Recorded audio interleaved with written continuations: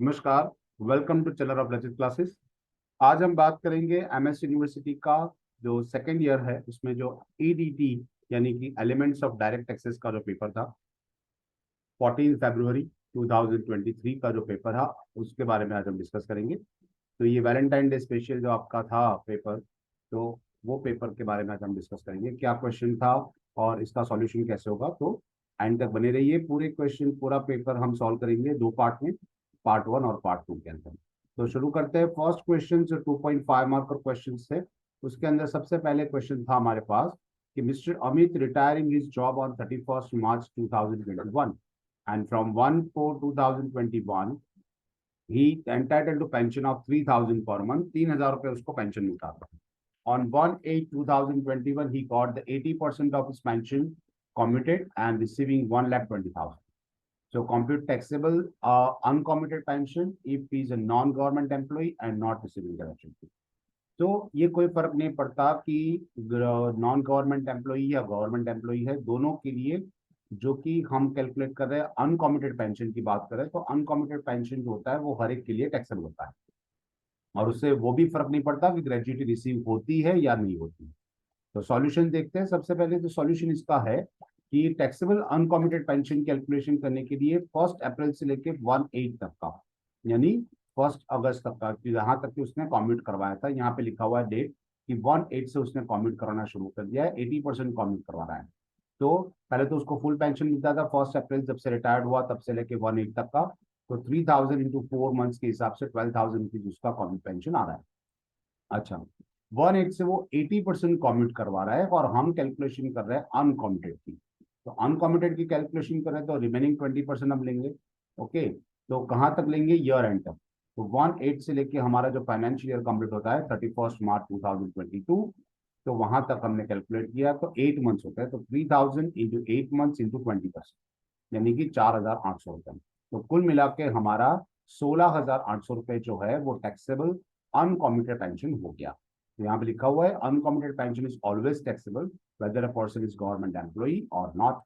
कोई भी हो उसके लिए अनकॉम्यूटेड पेंशन है वो हमेशा टैक्सेबल ही रहता है। अच्छा, सेकेंड क्वेश्चन हमारे पास यहाँ पे था कि compute the GAV from the following information. G का मतलब होता है ग्रॉस एनुअल वैल्यू। ये हाउस प्रॉपर्टी का क्वेश्चन है कि इसके अंदर में बताया गया था कि आप किसी भी घर के लिए आप उसकी ग्रॉस एनुअल वैल्यू क्या होती है। तो म्यूनसिपल वैल्यूएशन यहाँ पे 55,000 दे रखी है, फेयर रेंट दे रखा है, स्टैंडर्ड रेंट दे रखा है और एक्चुअल रेंट रिसीव दे रखा है। ओके, तो इसके हिसाब से हम देख लेते हैं रूल भी क्या है वो भी बता देते हैं आपको। तो यहाँ पे हमने क्वेश्चन में सबसे पहले हमें क्या करना होता है, municipal valuation, fair rent and standard rent तीनों लिखनी है। और इसके अंदर तीनों की वैल्यू हमने लिख ली 55,000, 60,000 एंड 75,000। अब रूल क्या है, यहाँ पर रूल लिखा हुआ है कि whichever is higher in A and B, यानी म्यूनसिपल वैल्यूएशन और फेयर रेंट फेयर वैल्यू के अंदर जो हायर अमाउंट है वो अमाउंट हम लेंगे। तो 55 और 60 में ज्यादा कौन सी अमाउंट है? 60,000। लेकिन it does not exceed the standard rent, standard rent से ज्यादा नहीं होना चाहिए। तो ये 60,000 की हम कैलकुलेट कंपैरिजन करेंगे 75 के साथ, तो मैक्सिमम अमाउंट हमारी हो जाएगी 75,000। ओके, तो हम यहाँ पे विच एवर इज लेस, यहाँ पे लिखा है नॉट मोर देन सी, इससे 75,000 से ज्यादा नहीं होना चाहिए। यहाँ पे 60,000 कम ही है तो हम ले लेंगे। उसके अंदर से हमारा होता है नेक्स्ट टॉपिक होता है वो एनुअल रेंट होता है। तो पूरे साल का जो रेंट होता है उसमें से हम अनरियलाइज रेंट माइनस कर लेंगे तो हमें मिल जाएगा एक्चुअल रेंट। हमें लेकिन यहाँ पे एक्चुअल रेंट डायरेक्टली दे रखा था 72,000, तो हम यहाँ पे डायरेक्टली एक्चुअल रेंट हमने लिख लिया है 72,000। तो अब बात आती है विच एवर इज हायर कि 60,000 और 72,000, whichever is higher is your gross annual value. So यहाँ पे ग्रॉस एनुअल वैल्यू हो जाएगी 72,000। तो एक छोटा सा क्वेश्चन था ग्रॉस एनुअल वैल्यू क्या, वो भी हमने सॉल्व कर दिया।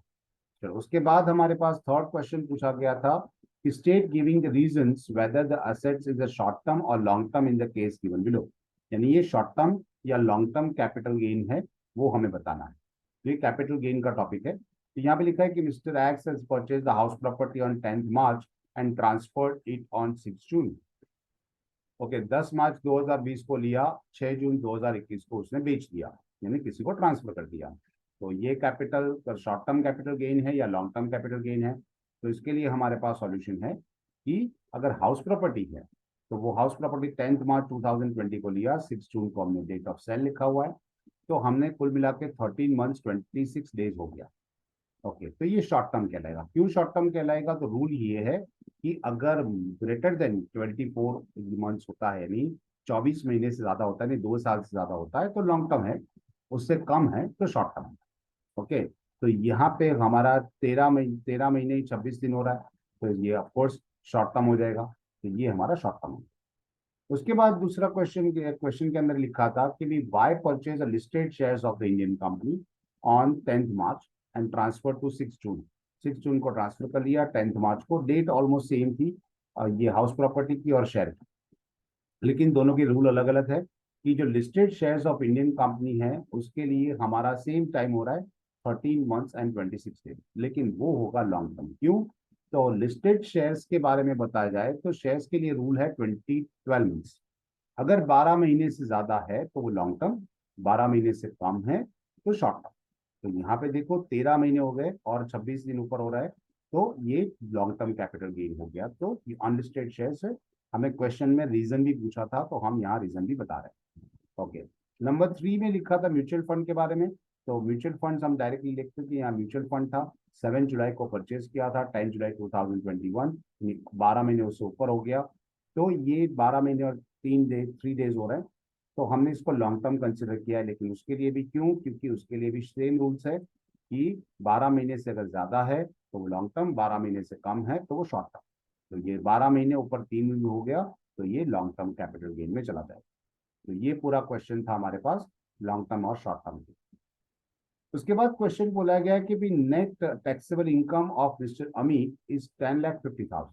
ये नेट इनकम है, और कैलकुलेट हमें टैक्स लायबिलिटी करना है according to new tax regime, या that is alternative tax regime. तो ऑल्टरनेटिव टैक्स रिजिम के हिसाब से हमें यहाँ पे कैलकुलेशन करना है। तो देख लेते हैं क्या टैक्स रिजिम है। तो न्यू टैक्स रिजिम जो है उसमें परसेंटेज जो है वो अलग तरीके से, 0 to 2,50,000 तक का 0%, 2.5 लाख से 5 लाख 5%, 5 लाख से 7.5 10%, यानी 5-5% टैक्स बढ़ता रहता है। ओके, और यहाँ पे 2.5 लाख का डिफरेंस आता रहता है। तो आप देखो 2.5 से 5, 5 लाख टू 7.50, 7.50 टू 10, 10 टू 10.50। हमारा जब 10 टू यहाँ पे एक्चुअली होता है 2.5 लाख के हिसाब से 12.50, यानी 12,50,000। लेकिन हमारे क्वेश्चन के अंदर हमें दिया गया था 10,50,000, तो हमने यहाँ पे 10,50,000 दिया। अच्छा, तो इसके हिसाब से देखिए तो ये तो निल हो जाएगा। मैक्सिमम लिमिट 5 लाख थी इसमें, तो 5 लाख में से मिनिमम लिमिट 2.5 लाख माइनस कर लो, इनमें कितना हो जाएगा 2.5 लैक्स। 2.5 लाख, तो 2.5 लाख का 5% होता है 12.5। 5 लाख से 7.5 लाख, यानी फिर से 2.5 लाख का डिफरेंस आया, वो 2.5 लाख का 10% यानी 25,000 रुपए। 7.5 से 10 लाख के बीच में फिर से 2.5 लाख का डिफरेंस आया, वो 2.5 लाख का 15% यानी 37,500, 37,500। और 10 लाख से होता है 12,50,000, लेकिन हमारी लिमिट है 10,50,000, क्योंकि हमारे क्वेश्चन में दिया गया था। तो 10,50,000 में से मिनिमम 10 लैक्स माइनस कर लेंगे तो हो जाएगा 50,000, और ये 50,000 का 20% लगेगा तो 10,000। इन सब को अगर मिला लेते हैं तो 85,000 टैक्स हो रहा है, जो न्यू टैक्स जिनके हिसाब से इसको पे करना पड़ेगा। तो ये जो हमारे 4 शॉर्ट क्वेश्चन जो क्वेश्चन नंबर 1 के अंदर पूछे जाते हैं। अब बात करते हैं क्वेश्चन नंबर 2 के बारे में। तो क्वेश्चन नंबर 2 के अंदर पहले हमें क्वेश्चन पूछा गया था कि mister Martin is an American citizen and not the person of Indian origin. वो इंडियन ओरिजिन से नहीं है।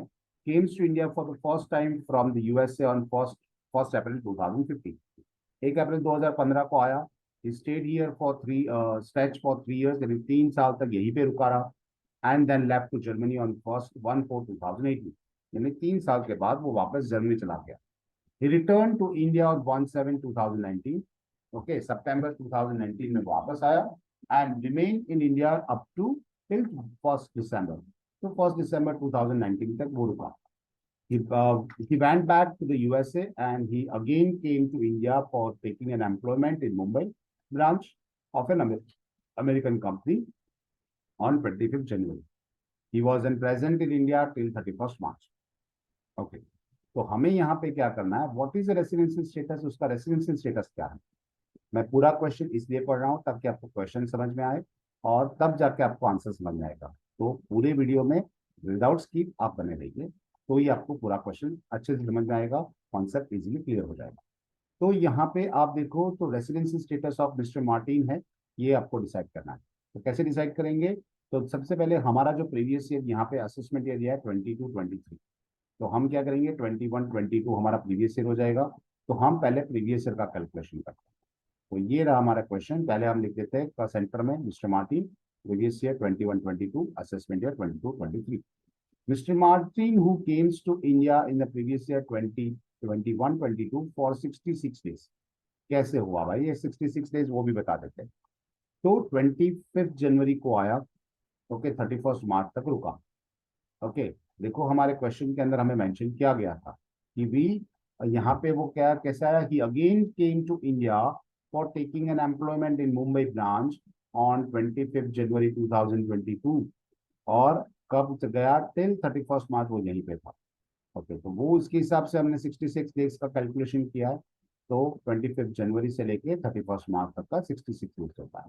And he is a present in India for preceding previous year, immediately preceding the previous year are. तो यहाँ पे हमने लिखा हुआ है कि 4 प्रीवियस ईयर के अंदर उन्होंने कौन कौन से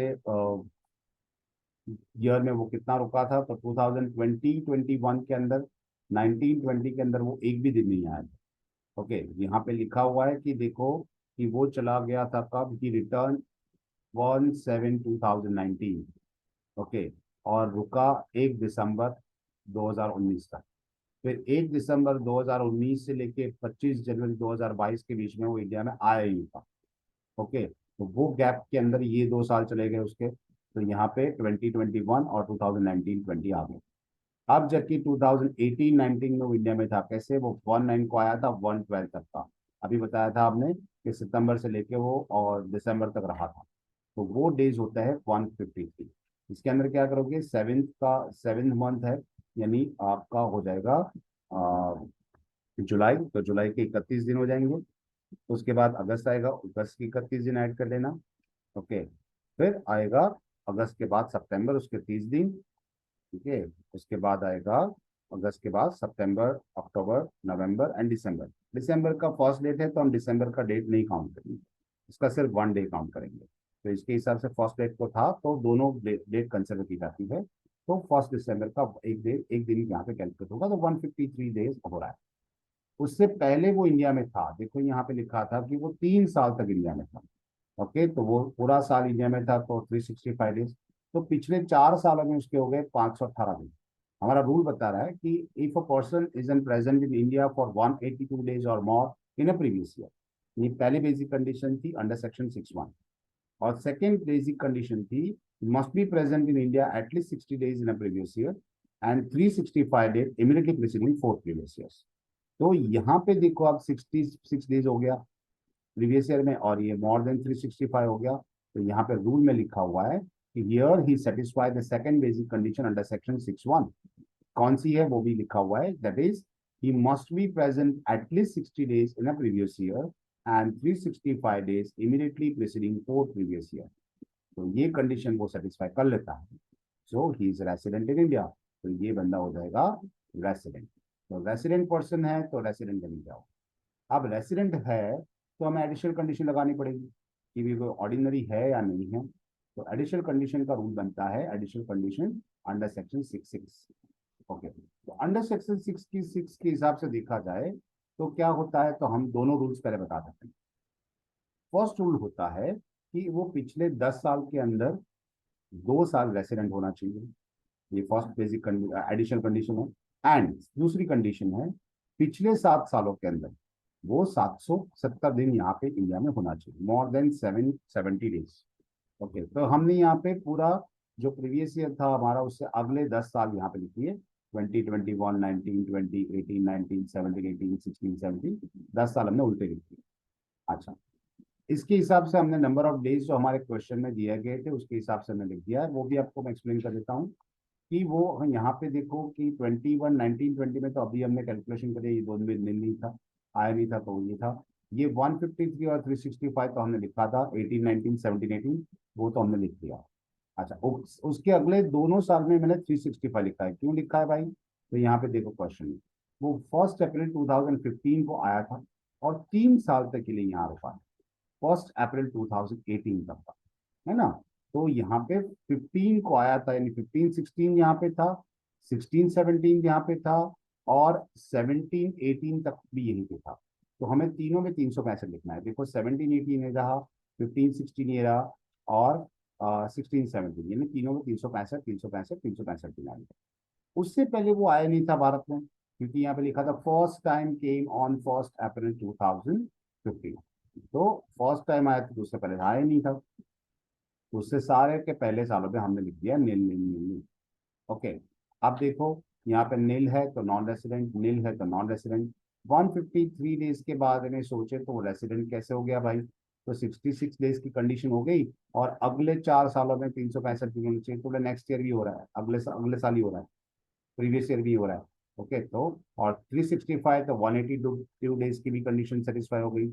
यहाँ पे भी दोनों साल में 182 की कंडीशन सेटिस्फाई रही है, फर्स्ट बेसिक कंडीशन। तो ये 3-4 साल ये रेसिडेंट हो गया। हमारा कंडीशन बताया कि एटलीस्ट 2 इयर्स वो रेसिडेंट होना चाहिए 10 सालों में। हमारा तो 4 बार है ये बंदा। ओके। और पिछले 7 सालों में जो हमने रेड लेटर्स में लिखे वो 7 साल है। ओके, इसका हमने टोटल किया है वो 1248, यानी 1248 हो रहा है, जो कि हमारा मिनिमम रिक्वायरमेंट थी 770।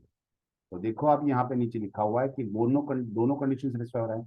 Here mister Martin satisfy both the additional condition in the section 6 bye staying more than 770 days immediately preceding 7 previous year. 7 सालों में 770 दिन से ज्यादा रह रहा है, और 2 years resident at least 10 immediately preceding previous, यानी पिछले 10 सालों में 2 साल भी रेसिडेंट है होना चाहिए था एटलीस्ट। हमारा तो 4 साल है, तो दोनों कंडीशन सेटिस्फाई हो रही है। तो here mister Martin is resident and ordinary resident, एक ऑर्डिनरी रेसिडेंट बंदा हो गया फॉर द प्रीवियस ईयर 21-22। ये लिखना मत भूलना कि कौन से साल से कैलकुलेशन किया है, क्योंकि हर साल इसका रेसिडेंसी स्टेटस चेंज होता रहता है। ओके, तो यहाँ पे हमने ये इंफॉर्मेशन दे रखी है।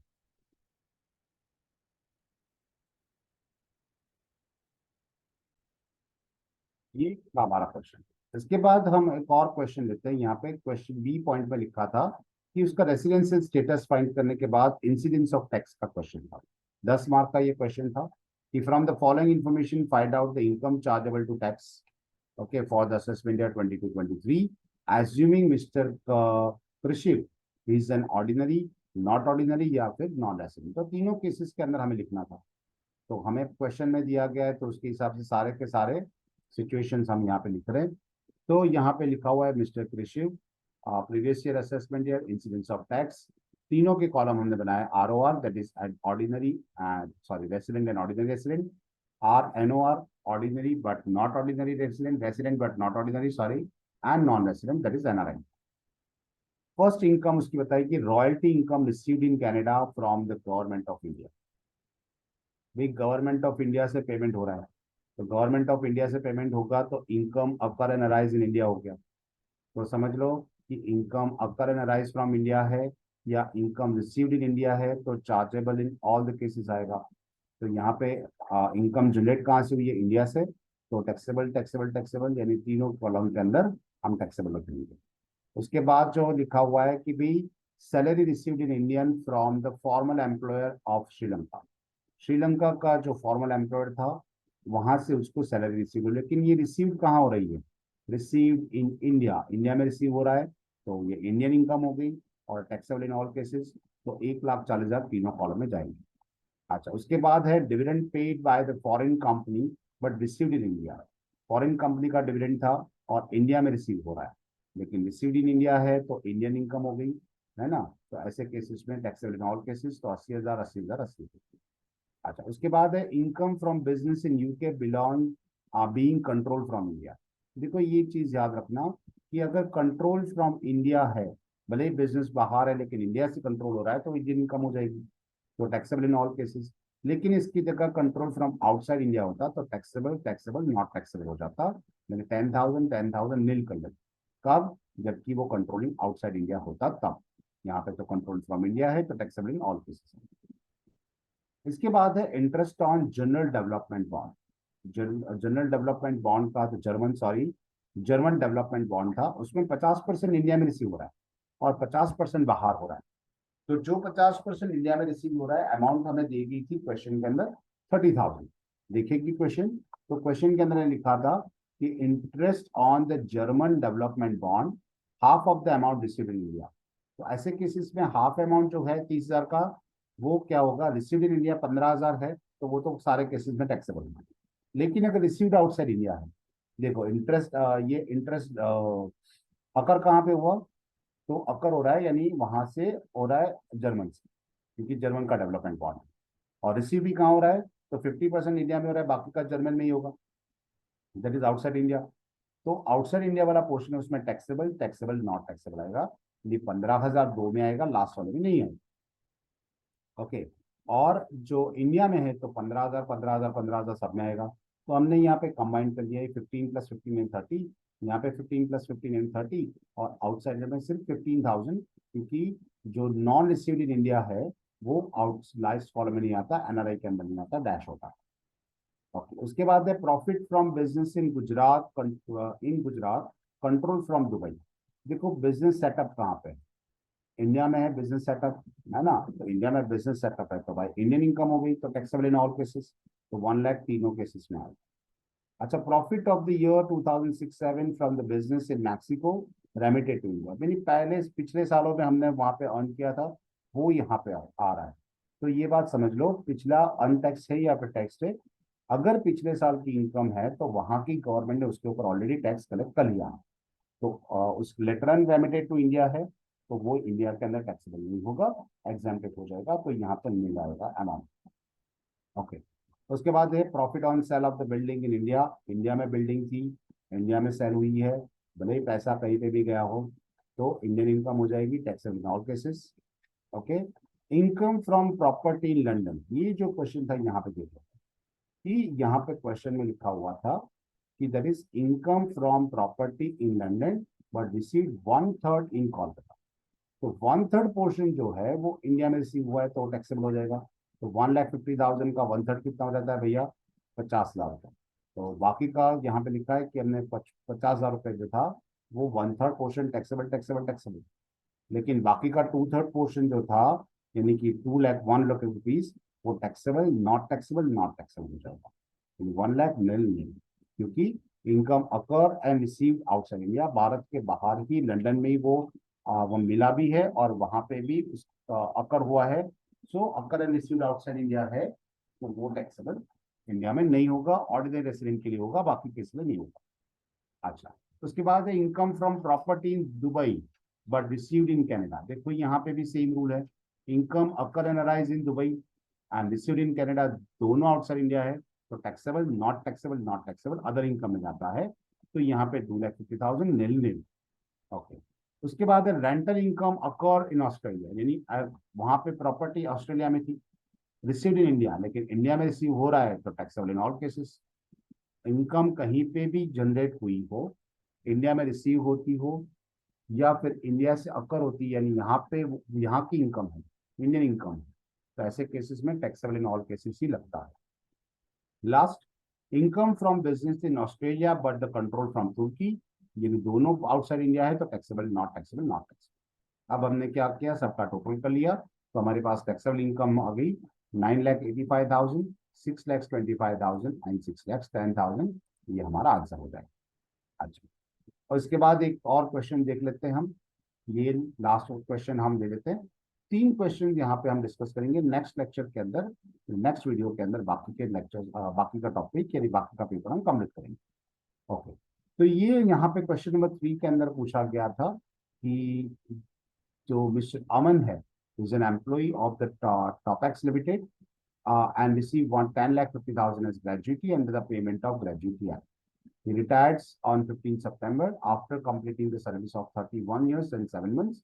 At the time of his retirement, monthly salary 32,000 थी, DNS around 3,000 per month था। Calculate the taxable value of gratuity for the assessment year 22-23। अच्छा, तो क्या करेंगे इसके अंदर हम, यहाँ पे अरमान जो है, एक तो पहले वो covered by payment of gratuity act है, तो हमारे पास हाफ मंथ एवरेज सैलरी वाला रूल अप्लाई हुआ। अगर वो not covered by payment of gratuity act होता तो 15 days salary, sorry, half month average salary वाला अप्लाई होता, लेकिन कवर्ड बाय है, इसलिए हाफ मंथ एवरेज सैलरी वाला हम यूज करेंगे। तो यहाँ पे हम कैलकुलेशन करेंगे 15 डेज हाफ मंथ्स के लिए। क्या रूल है यहाँ पे कि covered by payment of gratuity, है ना। तो हम क्या करेंगे, 1/2 into salary, last salary drawn.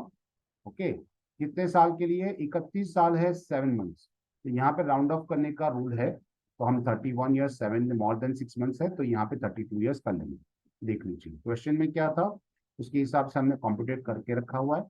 तो ग्रेजुएटी रिसीव्ड हो रही 10,50,000, एग्जेम्प्टेड अंडर सेक्शन 10(10)(1) में है कि 15 days salary for each completed year of service और part thereof on last salary drawn, यानी लास्ट डे को जो सैलरी मिलती है उसके हिसाब से हम कैलकुलेट करेंगे। पूरा साल या फिर आधा साल हो तो उसको पूरा कंसिडर करेंगे, 1 साल का 15 दिन हम उसको देंगे। ओके, तो 15/26 आता है, यहाँ पे 1/2 लिखा हुआ है, तो 1/2 की जगह हम कर देंगे 15/26। सो यहाँ पे हम चेंज कर लेते हैं, that is 15 days divided by 26। यहाँ पे कैलकुलेशन होगा, तो 15/26 इंटू 35,000 इंटू 32 ईयर्स, इस तरह से हम कैलकुलेशन करने वाले। तो ये जो अमाउंट होता है इसके हिसाब से हमने यहाँ पे कैलकुलेशन किया हुआ है।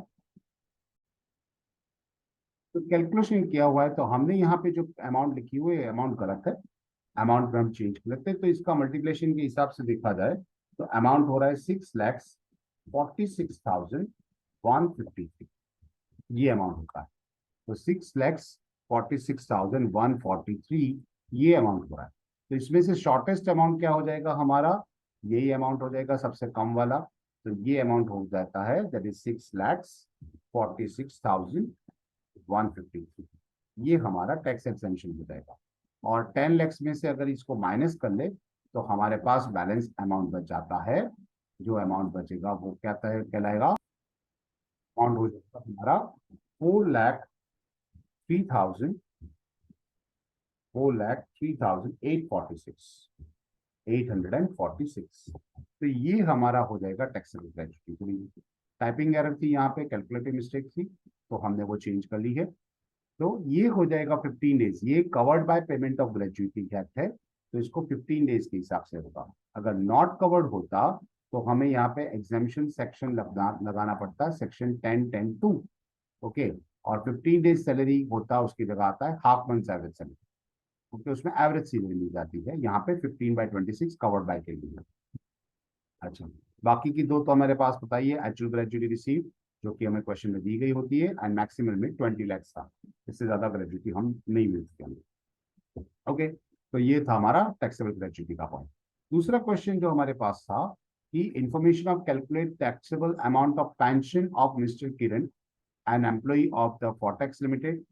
डेट ऑफ रिटायरमेंट था 31 October, he gets pension 57,000 per month up to 20th February, and with the effect from 1st March he get 40% pension commuted for his 12 lakhs. He also received the gratuity of rupees 4 lakhs at the time of retirement. Okay, तो ये question के अंदर देखो दो चीज होती है, एक तो ग्रेजुएटी रिसीव होती है तो अलग रूल होता है, एक तो ग्रेजुएटी नहीं होती, नहीं मिलती उसको तो अलग रूल होता है। तो यहाँ पे उसको रिसीव ग्रेजुएटी हो रही है, तो उसके हिसाब से, और अनकॉमिटेड कॉमिटेड दोनों का कैलकुलेशन करेंगे। तो रिटायरमेंट 31 October का है, तो 1 नवंबर से उसको पेंशन मिलना शुरू हो जाएगा। तो और कॉम्यूट कब तक करवा रहा है, 28 February से, यानी 1 मार्च से कॉम्यूट करवा रहा है। तो हमने कैलकुलेशन कर लिया यहाँ पे कि मिस्टर किरण की कैलकुलेशन कर दी, कॉम्प्यूटेड द टैक्सेबल पेंशन। पहले तो 1 नवंबर से उसको 28 February तक मिलेगा जो फुल पेंशन मिलेगा। ओके, तो उसको पेंशन मिलता था 57,000, तो 57,000 हमारे क्वेश्चन में लिखा था, 57,000 पर मंथ मिल रहा है। तो 57,000 इंटू 4 मंथ्स, नवंबर दिसंबर जनवरी फरवरी, तो 2,28,000 हो रहा है। ओके, 1 मार्च से उसने कॉमिट करवाना शुरू कर दिया 40%, तो रिमेनिंग 60% हम यहाँ ले लेंगे। तो 1 मार्च से हमारा ईयर एंड 31 मार्च तक 57 इंटू 1 मंथ, यानी एक ही महीना बचेगा मार्च में, तो फर्स्ट 1 मंथ इंटू 60% कर दिया, तो हो रहा है हमारा 34,200। ये तो हो गया अनकॉमिटेड। अब कॉमिटेड की बात करें तो हमें बोला गया कि कॉमिटेड पेंशन उसको मिल रहा है 4 लाख, तो हमने यहाँ पे 4 लाख रुपए लिख लिया है। हमारे क्वेश्चन में लिखा था कि 40% कॉमिटेड है, तो उसको अमाउंट हमें मिल रही है 12 लाख रुपए, सॉरी 4 लाख रुपए नहीं आ रहा है, 12 लाख रुपए आ रहा है, सो 12 लाख रुपीज। सो ये 12 लाख रुपीज जो था उसमें से उसको एग्जामेशन कितना मिलेगा, तो 1/3 ऑफ 12 लैक्स पूरा जो उसके पास है डिवाइडेड बाय 30% करेंगे। सो ये अमाउंट हो जाएगा 12 lakhs, 1/3 of 12 lakhs divided by 30%। तो उसका जो एग्जामेशन अमाउंट आएगा वो एग्जामेशन अमाउंट कुछ ऐसा आएगा। एग्जामेशन अमाउंट जो है वो यहाँ पे हमने गलत टाइप किया हुआ है एग्जामेशन अमाउंट, क्योंकि हमने 4 लाख से कैलकुलेशन किया था। तो यहाँ पे आ रहा है हमारा 13,33,333। हम पॉइंट पे नहीं ले रहे, तो ये हो रहा है नील। यानी कि पूरे पूरे का पूरा जो कॉम्प्यूटेड पेंशन है वो पूरा नील हो जाएगा, कि 12 लाख के सामने उसको एग्जामेशन मिल रहा है 13,33,333, तो कुछ पे करने की बारी आएगी नहीं। तो कॉम्प्यूटेड पेंशन तो पूरा हो जाएगा एग्जाम्प्टेड, तो वो हो जाएगा नील। जबकि अनकॉम्प्यूटेड पेंशन है वो तो टैक्सेबल रहेगा। सो ये 2,28,000 प्लस 34,200 कुल मिला के हो गया 2,62,200 होता है। ये हमारा अनकॉम्प्यूटेड पेंशन है, वो पूरे का पूरा यहाँ पे आएगा टैक्सेबल। तो ये हो गया हमारा कॉम्प्यूटेड पेंशन का क्वेश्चन। उसके बाद हमें क्वेश्चन दिया गया था सी क्वेश्चन, कि mister Pawan is retired from ABB limited on 1 November. Basic salary उसकी 20,000 पर मंथ थी। डीएनएस अलाउंस था एज 10,000 पर मंथ, 50% फॉर्मिंग द पार्ट था। Okay, leaves utilize were 420 days, 420 दिन उसने यूटिलाइज किया है। Rate of leave entitlement is 40 days leave for each completed year of service. Okay, duration of service is 30 years and 7 months। Leave encashment received at the time of retirement was 7,50,000। तो ये question हो गया हमारा leave salary का।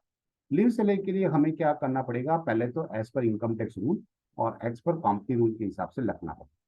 तो यहाँ पे leave entitlement 40 days दे रहा है, एक साल जॉब करेगा तो 40 दिन कौन दे रहा है, कंपनी दे रहा है। तो लेकिन इनकम टैक्स डिपार्टमेंट तो एक साल के लिए सिर्फ 1 महीना दे रहा है, 30 डेज का लीव दे रहा है। अच्छा, तो दोनों कैलकुलेशन पहले हम कंपेयर कर लेते हैं यहाँ पे। तो पहले कैलकुलेशन कर लेते हैं लीव एट क्रेडिट। तो leave at credit as per the service rule और leave at credit as per income tax rule, दोनों के हिसाब से। तो उसे देखो, पहले तो हम लीव एंटाइटलमेंट किसका मिला, तो उससे देखो यहाँ पे नंबर ऑफ ईयर्स थे 30 साल और 7 महीने। तो यहाँ फ्रैक्शन शुड बी ओमिटेड, यानी 7 महीने कंसिडर नहीं किया रहेगा। आपको सिर्फ कंप्लीटेड ईयर यानी 30 साल लेंगे। अच्छा, तो एक साल का 30 साल यहाँ पे हो गया, 40 दिन के हिसाब से वो 1,200 दिन होता है, जिसमें से उससे 420 दिन तो छुट्टी ऑलरेडी ले रखी है। तो इसका मतलब हो गया 780 दिन लीव एट क्रेडिट मिलता है एज पर कंपनी। अब बात करें इनकम टैक्स के हिसाब से, तो इनकम टैक्स में एक साल जॉब करने के लिए आपको 30 दिन की छुट्टी मिलती है, वो लीव एंटाइटलमेंट होता है। इसको 30 साल से मल्टीप्लाई किया तो 13 to 30 900 दिन होता है, 900। आउट ऑफ 900 डेज 420 डेज तो ऑलरेडी उसने छुट्टी ले रखी है, तो बाकी के बचते हैं 480 डेज। तो 480 डेज की सैलरी उसको मिलने वाली है जो एग्जेम्प्टेड होगी। तो यहाँ पे हमने कैलकुलेशन कर रखा है कि मिस्टर पवन जो था, इसका computation of taxable leave salary received उसको कितना हो रहा है, 7,25,000 रिसीव हो रहा है। अच्छा, एग्जामेशन है अंडर सेक्शन 1010 AA। ओके, तो 1010 AA के हिसाब से देखा जाए तो क्या होता है एग्जामेशन, तो एग्जामेशन के हिसाब से salary of the leave at credit at 30 days leave for each completed year of service. जितने साल उसने काम किया है उसके हिसाब से हम उसको लीव एट क्रेडिट दे देंगे। 480 दिन के हिसाब से देखा जाए तो ये 16 महीने के इक्वलेंट होता है। तो यहाँ पे हमने 16 मंथ दे रखा है।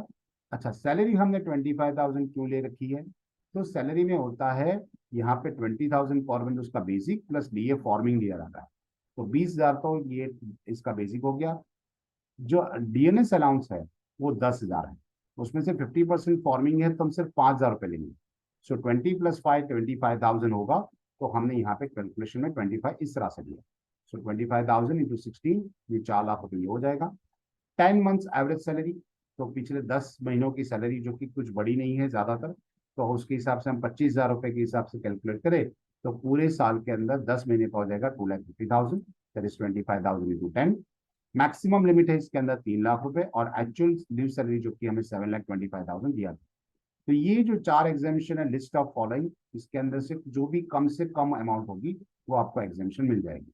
तो कब से कम अमाउंट आ रहा है, 2,50,000 जो 10 मंथ एवरेज सैलरी है वो हम माइनस मिल जाएगा हमें। तो 7,25,000 में से 2,50,000 अगर माइनस कर ले तो हमारे पास अमाउंट हो जाएगी 4,75,000, जिसे कहते हैं टैक्सेबल लीव सैलरी। उसके ऊपर आपको टैक्स पे करना है। ओके, तो ये क्वेश्चंस हमने देखे। क्वेश्चन नंबर 3 है जो और वाला क्वेश्चन है वो हमने नहीं दिया है। सेक्शन 2 के बारे में हम डिस्कस नेक्स्ट लेक्चर में करेंगे। तो ऐसे ही हमारे वीडियो देखते रहिए, और हाँ, अपने फ्रेंड्स के साथ शेयर जरूर कीजिए, सब्सक्राइब भी चैनल को कीजिए, और आपकी कमेंट्स हमें जरूर बताइए। Have a good day.